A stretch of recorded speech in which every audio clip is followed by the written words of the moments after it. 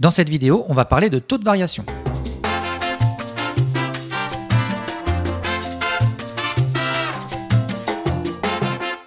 Le taux de variation d'une fonction, qu'est-ce que c'est? On prend deux réels a et b d'un intervalle i de r et f une fonction définie sur cet intervalle.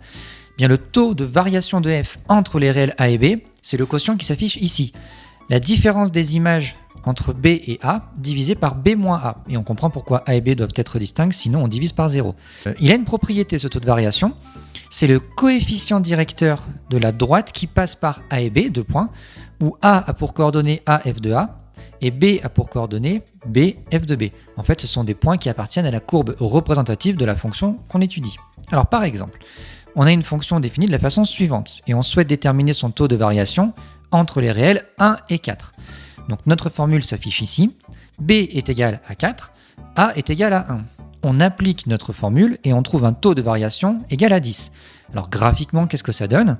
Alors voici la courbe représentative de la fonction f, en tout cas un morceau. On a ici notre point a de coordonnées 1, f de 1, et b, le point de coordonnées 4, f de 4, et on trace la droite AB. Si on regarde la différence des abscisses et des ordonnées entre ces deux points, la différence des abscisses entre A et B, c'est 3, et la différence des ordonnées, on trouve 30. Et 30 divisé par 3, ça fait 10. C'est bien ce qu'on avait trouvé. Et graphiquement, c'est le coefficient directeur de la droite passant par A et B. Il a une autre propriété, ce taux de variation. Quand on le calcule entre deux réels A et B, eh bien, s'il est strictement positif, cela signifie que f est strictement croissante sur l'intervalle AB.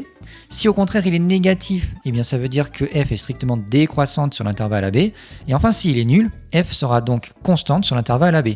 On revient à notre exemple. Si on regarde sur le morceau, sur l'intervalle 1,4, f semble croissante. Mais ça, on l'a prouvé en fait. Oui, ça semble croissant, mais on en est sûr, puisque nous, on avait trouvé un taux de variation égal à 10, qui est bien strictement positif. Donc f est bien strictement croissante sur l'intervalle 1,4.